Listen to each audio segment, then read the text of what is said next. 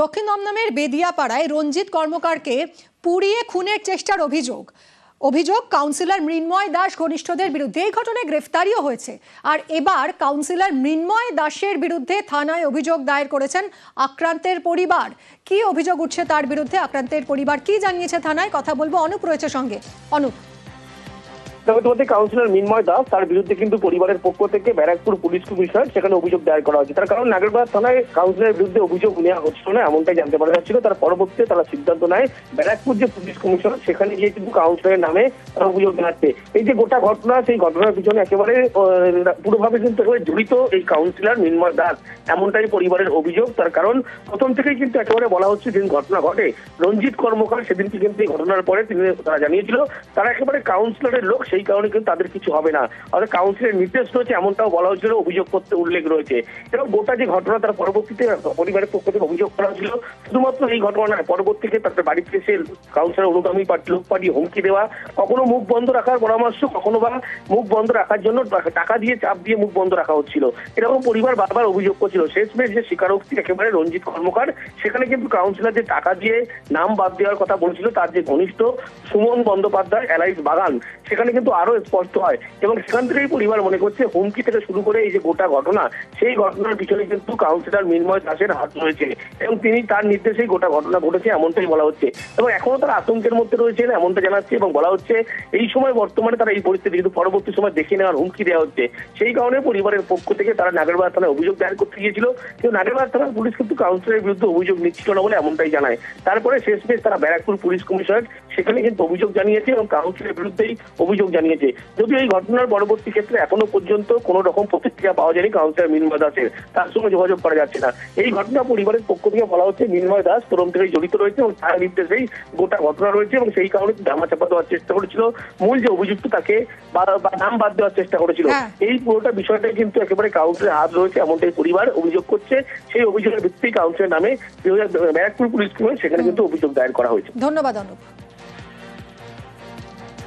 আতঙ্কে তো রয়েছে, আমাদের পরিবারে কখন কি করে বসে, যারা টিভির সামনে আসছে তাদেরও বুকে ভয়, তাদের ছেলেরা হুমকি ঠুমকি দিয়ে বসছে, আমরা এখন কাদায় পড়েছি 26-এ দেখে নেবো এইসব বলছে, তাহলে আমরা ভয় নেই। আপনারা কি মৃন্ময় দাসের নামে অভিযোগ করেছেন? হ্যাঁ করেছি আমি। কোথায় অভিযোগ করেছেন? ব্যারাকপুরে সিপি অফিসে। প্রথমে রাস্তায় পুড়িয়ে খুনের চেষ্টা, তারপর এফআইআর থেকে মূল অভিযুক্তের নাম বাদ দিতে চাপ, মুখ বন্ধ রাখতে টাকার টোপ দেন তৃণমূল কাউন্সিলর। চাঞ্চল্যকর অভিযোগ দক্ষিণ দমদমের বেদিয়াপাড়ার আক্রান্তের। 5,000 টাকা দিয়ে কি বলেছে? এই নামটা বলবি না, বাগানের নাম বলতে বারণ করেছে। 5,000 টাকা দিয়ে তখন আমরা যদি দেখো উনি ওইসব না যে যে ছিল আমি সবার নাম বলে দেবো।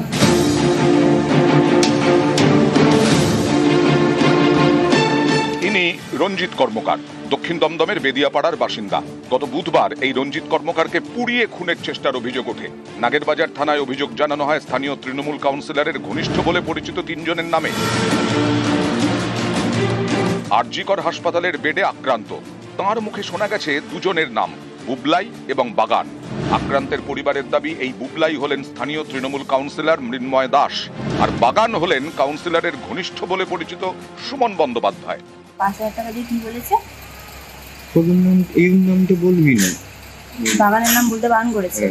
5,000 টাকা দিয়ে তখন আমরা যদি দেখো উনি ওইসব না যে যে ছিল আমি সবার নাম বলে দেবো।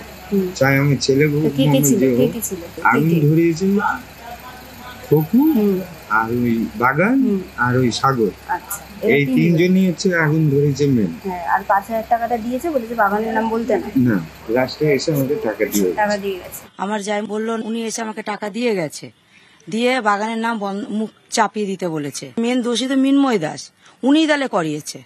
ওকে বাঁচাবে কেন? বাঁচালে গেলে 2 জনও তো আছে, দোষ তো ওরা 3 জনই করেছে, সুমনকে কেন বাঁচাবে? আর মেন দোষী যে ওই বাগানকেও বাঁচাচ্ছে, ওই মৃন্ময় দাসও দোষী, তাকেও জানি তার শাস্তিটা পেয়ে যায়। অভিযোগ গত শুক্রবার হাসপাতালে গিয়ে টাকা দিয়ে আসেন তৃণমূল কাউন্সিলর। বলা হয় সুমন বন্দ্যোপাধ্যায়ের নাম অভিযোগপত্র থেকে বাদ দিতে। সেই টাকা কাউন্সিলরের অফিসে গিয়ে ফেরত দিয়ে আসে আক্রান্তের পরিবার। পুড়িয়ে খুনের চেষ্টার অভিযোগে শনিবার গ্রেফতার করা হয় সুশান্ত দাসকে। তাকে জেরা করে সুমন বন্দ্যোপাধ্যায়ের খোঁজ পায় পুলিশ। উত্তর 24 পরগনার বরানগরে গা ঢাকা দিয়েছিল সুমন ওরফে বাগান। সেখান থেকেই রবিবার রাতে তাকে গ্রেফতার করা হয়। নিউজ 18 বাংলা।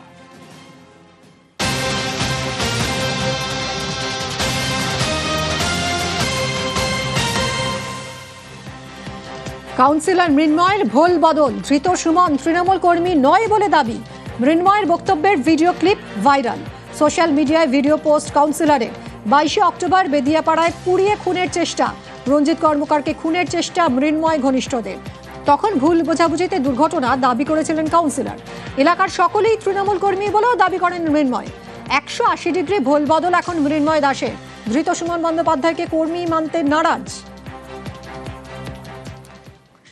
এরা একসাথে সব পুজো করেছে, রাত্রিবেলা সব ভাসান দিয়ে ফেরার পথে বাইকের কাঠ তেল শেষ হয়ে গেছে, এক বাইক থেকে আরেক বাইকে তেল ভরতে গিয়ে সব সিগারেট খাচ্ছিল, সবাই মদ্যপ অবস্থায় ছিল। তারপর ওই ছিটে গিয়ে তার পিঠে পেট্রোল হলে একটুখানি সিগারেটের ধোয়াতেই পেট্রোল লেগে যায়, তার পিঠটা পুড়ে গেছে। এটা অ্যাক্সিডেন্টলি ঘটে গেছে।